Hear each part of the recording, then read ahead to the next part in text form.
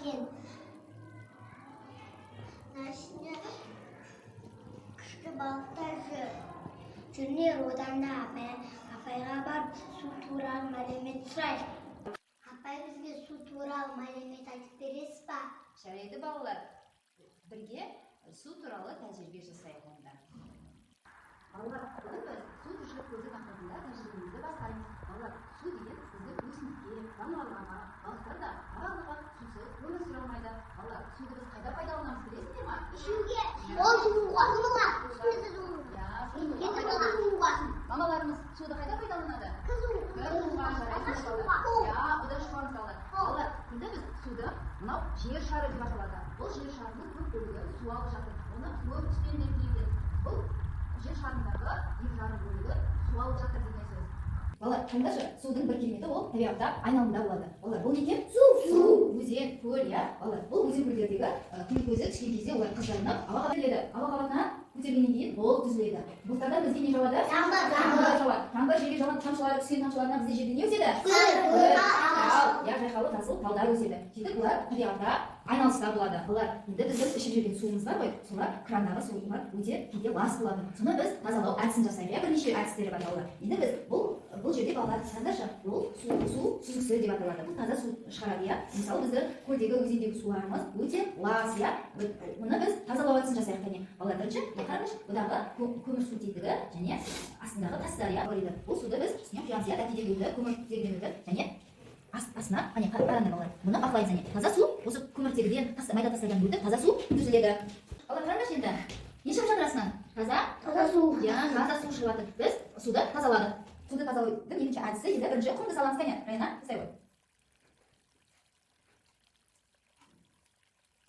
Бірінші құмды саламыз, сосын оның үстіне су құямыз.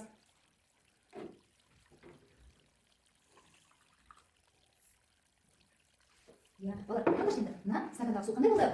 Ластанды. Енді осыны тазартамыз, иә? Қане, Амин. Енді сен бұл суды сүзгіден өткіземіз. Жарайсың. Енді осы сүзгіден өткен суды енді дәкемен тазартамыз. Балалар, қане, бақылаңызшы. Судың түсі қандай болды? Су естеді? Тазарды. Иә, балалар, су жаңағы су тазарды. Су тазалаудың үшінші әдісіміз, иә, суға бірінші дәкені саламыз.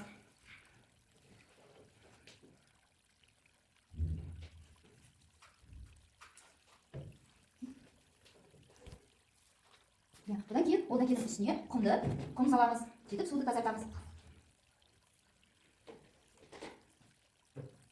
Құм салды, иә, дәкенің үстіне. Енді сол құмның үстіне не саламыз? Белсенділіге саламыз, иә? Саламыз.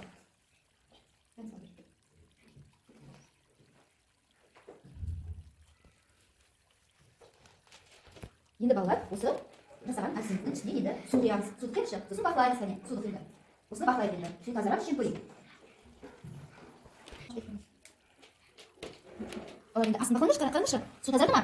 Иә, сүзілген өтіп, су не істеп жатыр? Иә, су тазарды. Балалар, енді осы суды біз үнемдеп пайдалануымыз керек. Үнемдеу үшін қандай әрекеттер жасаймыз, балалар?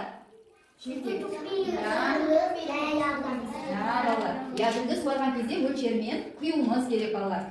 Енді біз судың циклы қасиетіне тәжірибе жасаймыз. Балалар, мына стакандағы су қандай? Балалар, енді бұл суды екінші стаканға құйған кезде сылдырлап ағады. Және оны біз ұстап көре аламыз. Енді балалар, қараңдар, бұны екінші тәжірибе жасаған кезде екінші күйге бұлар қатты болады. Бұны тәжірибемізде мына сұйық суымызды стаканға құйып және тоңазытуға қатырамыз. Ал мұнда не еді балалар? Мұзды біз тоңазытқышқа қатырған кезде бұл қандай ысқа құйсақ, сондай пішінін сақтайды. Балалар, қандай пішінде тұрмыздарымыз? Сопақша. Бұны осы стаканға құйып тоңазытқышқа салған кезде сопақша күйде осы пішінмен мұз болып қатады. Балалар, енді бұл біздің үшінші тәжірибеміз. Жаңа қатырған мұзымызды барып газге қойса, қайнатса, бұл бұдан бу шығады. Бу барып ауа қабатына көтеріледі. Балалар, енді мен сендерге осы су үнемдеу әдісінің құрылысын жасадым. Қараңдаршы балалар, бұл құрылғы өзімен су ағады. Суды балалар, біз толтырмай, өзінің мөлшерімен құйып ішуіміз керек. Балалар, келіңдер, енді бұл суды өздерің аңыз көріңдерші.